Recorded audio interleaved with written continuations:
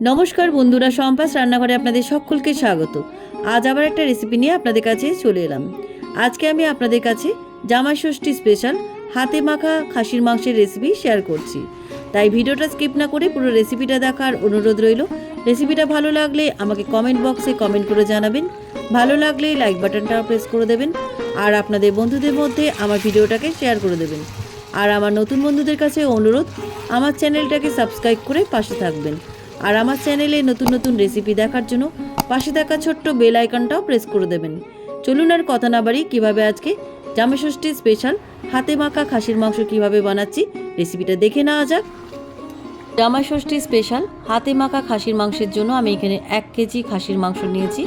মাংসটাকে খুব ভালো করে ধুয়ে রেখেছি আর দুটো মিডিয়াম সাইজের আলুর খোসা ছাড়িয়ে আমি 2 টুকরো করে কেটে রেখেছি।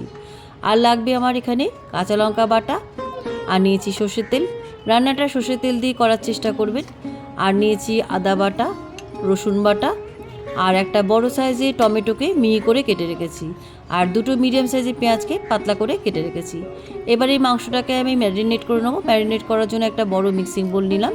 মিক্সিং বোলের মধ্যে প্রথমে আমি খাসির মাংসটা দিয়ে দিলাম, আর দিয়ে দিচ্ছি 2 টেবিল চামচ আদা বাটা, আর দিয়ে দিচ্ছি 1 টেবিল চামচ রসুন বাটা। এবার আমি এর মধ্যে 1 টেবিল চামচ কাঁচা লঙ্কা বাটা দিয়ে দিলাম। কাঁচা লঙ্কা ঝালটা আপনাদের স্বাদ অনুযায়ী দেবেন। এবার আমি এর মধ্যে দিয়ে দিলাম 1 টিস্পুন হলুদ গুঁড়ো, দিয়ে দিচ্ছি 1 টিস্পুন জিরে গুঁড়ো। এবার আমি দিয়ে দিলাম 1 টিস্পুন ধনে গুঁড়ো। রঙের জন্য এর মধ্যে দিয়ে দিলাম 1 টিস্পুন কাশ্মীরি লঙ্কার গুঁড়ো, দিয়ে দিলাম 1 টিস্পুন গরম মশলার গুঁড়ো। অল্প একটু জায়ফল গ্রেট করে দিয়ে দিচ্ছি। জায়ফল গুঁড়ো দিলে মাংসটাও তাড়াতাড়ি সেদ্ধ হয়ে যাবে আর মাংসের মধ্যে গন্ধটাও খুব ভালো আসবে। এবার আমি দিয়ে দিলাম একটা মিডিয়াম সাইজে মিহি করে কাটা টমেটো কুচি, দিয়ে দিচ্ছি 2টো পাতলা করে কাটা পেঁয়াজ কুচি। এবার আমি এর মধ্যে দিয়ে দিলাম স্বাদ অনুযায়ী লবণ, আর স্বাদটা ব্যালেন্স রাখার জন্য দিয়ে দিলাম 1/2 টিস্পুন চিনি। এবার আমি এর মধ্যে দিয়ে দিচ্ছি 100 গ্রাম টক দই। এবার আমি এর মধ্যে দিয়ে দিলাম 2 টেবিল চামচ সর্ষের তেল। এবার এই সমস্ত উপকরণ মাংসের মধ্যে খুব ভালো করে হাত দিয়ে মাখিয়ে নিচ্ছি।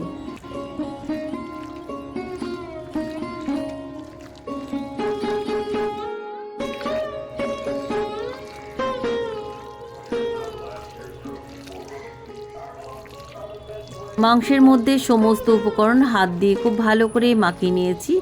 এবারে মাংসটাকে ঢাকা দিয়ে আমি আধ ঘন্টা ম্যারিনেট করে রেখে দিচ্ছি।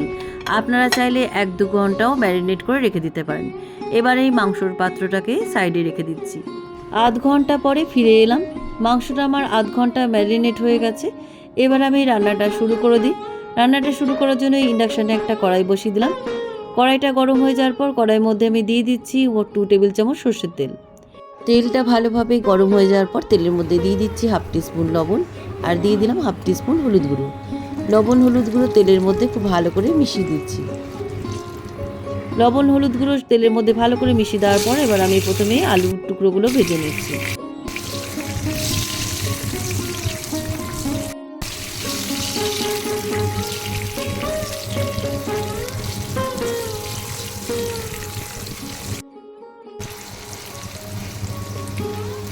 তেলের মধ্যে আলুগুলো হালকা করে আমার ভাজা হয়ে গেছে। এবার আমি ভাজা আলুগুলো একটা পাত্রের মধ্যে তুলে রাখছি। কড়াই থেকে সবকটা ভাজা আলু তুলে নিলাম।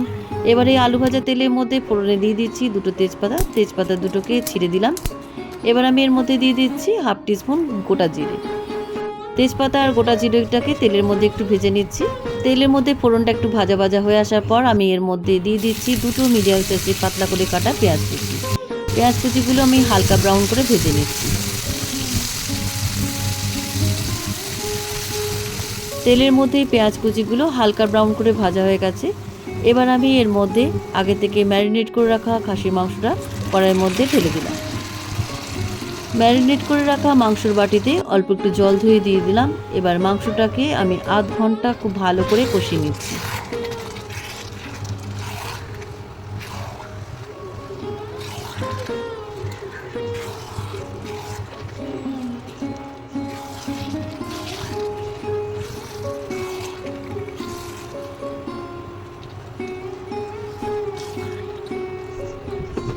প্রায় 20 মিনিট ধরে মাংসটা আমি কষাচ্ছি। আরও 10 মিনিট আমি ভালো করে কষিয়ে নেব। দেখুন মাংসের মধ্যে কিন্তু জল দিইনি, যেহেতু দই দেওয়া ছিল আর কাঁচা পেঁয়াজ আর কাঁচা টমেটো দেওয়া ছিল, তার থেকে কিন্তু এতটা জল বেরিয়েছে। আরও 10 মিনিট আমি মাংসটাকে খুব ভালো করে কষিয়ে নিচ্ছি। আরও 10 মিনিট মাংসটা ভালো করে কষে নিয়েছি। দেখুন মাংস থেকে তেল ছেড়ে দিয়েছে। এবার আমি এর মধ্যে পরিমাণ মতন গরম জল দিয়ে দিলাম। এই পর্যায়ে আপনারা মাংসটা প্রেসার কুকারেও সেদ্ধ করে নিতে পারেন। জলটা খুব ভালো করে মিশিয়ে দিচ্ছি। জলটা খুব ভালো করে মিশিয়ে দেওয়ার পর আমি এর মধ্যে আগে থেকে ভেজে রাখা আলুর টুকরোগুলো মাংসের মধ্যে দিয়ে দিচ্ছি। ঝোলের মধ্যে আলুর টুকরোগুলো ভালো করে মিশিয়ে দিয়ে এবার আমি ঢাকা দিয়ে একদম লো আঁচে 20 মিনিট মাংসটা সেদ্ধ করে নেব।